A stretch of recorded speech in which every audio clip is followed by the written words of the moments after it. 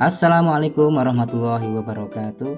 Saya Hadi Kurniawan, Guru SDN 01 Mulurjo, calon guru penggerak angkatan 7. Pada video ini, saya akan menyampaikan kesimpulan dan refleksi pengetahuan dan pengalaman baru setelah mempelajari dari pemikiran Ki Hajar Dewantara.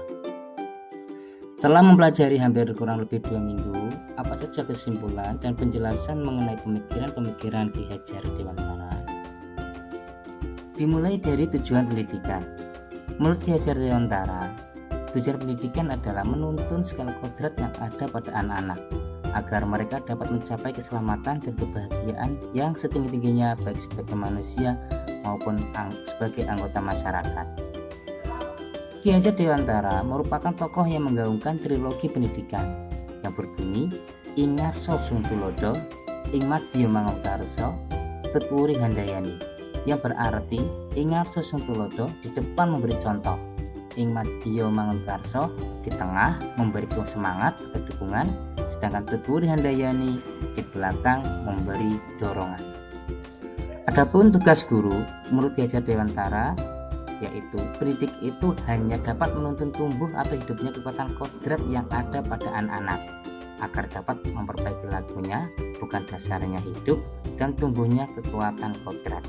Jadi dalam proses menuntun, anak diberi kebebasan, namun pendidik sebagai pamong dalam memberi penurunan dan arahan agar anak tidak kehilangan arah dan membahayakan dirinya.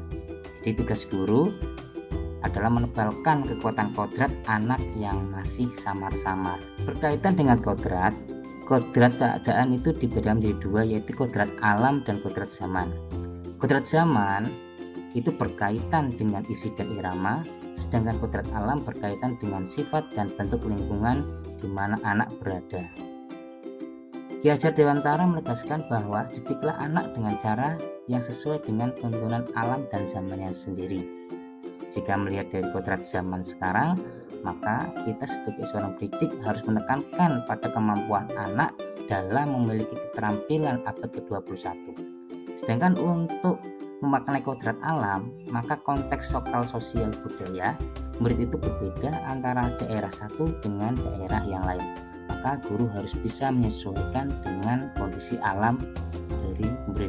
Hal yang paling penting dari filosofi pemikiran Ki Hajar Dewantara adalah penanaman budi pekerti. Budi pekerti menurut Ki Hajar Dewantara merupakan perpaduan antara gerak pikiran, perasaan, dan kehendak atau kemauan sehingga menimbulkan tenaga.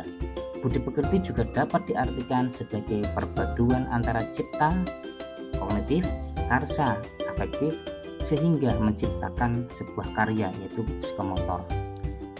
Apa yang saya percaya tentang murid dan pembelajaran di kelas sebelum mempelajari modul 1.1? Sebelum saya mempelajari modul 1.1, saya menganggap anak itu bagaikan kertas kosong. Yang kedua, saya merasa sebagai guru sebagai sumber belajar utama di dalam pembelajaran. Selanjutnya, kadangkala memberi hukuman kepada murid jika murid tidak mengerjakan tugas. Keempat, sering menekankan agar siswa bisa menguasai semua materi. Dan yang terakhir, pembelajaran yang monoton, sering menggunakan ceramah.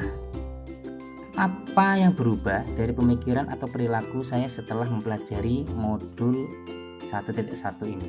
Setelah mempelajari modul 1.1, saya mendapatkan ilmu baru bahwasanya murid bukanlah kertas kosong seperti teori tabula rasa.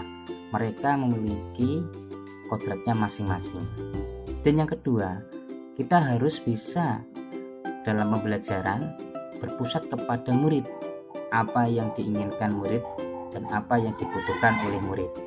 Selanjutnya, menghilangkan sistem hukuman kepada murid, karena sistem hukuman itu biasanya dulu dilakukan oleh pada zaman kolonial Belanda.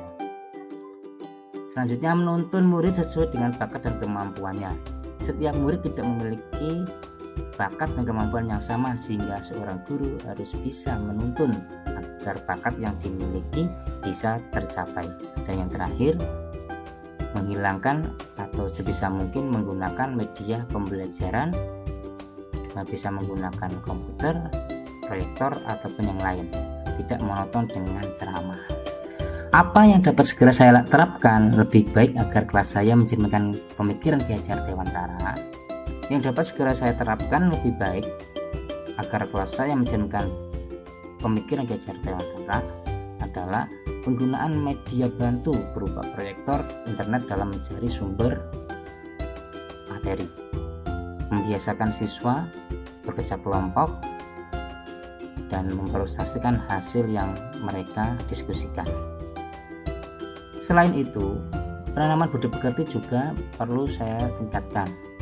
Budaya tolong menolong, gotong royong, pembiasaan sholat, membaca doa sebelum dan sesudah kegiatan belajar mengajar, karena hal ini merupakan yang penting bagi siswa. Demikian tadi kesimpulan dan refleksi modul 1.1. Semoga kita bisa menjadi guru yang diharapkan oleh Bapak Pendidikan kita Ki Hajar Dewantara. Amin. Sekian, salam guru penggerak. Wassalamualaikum warahmatullahi wabarakatuh.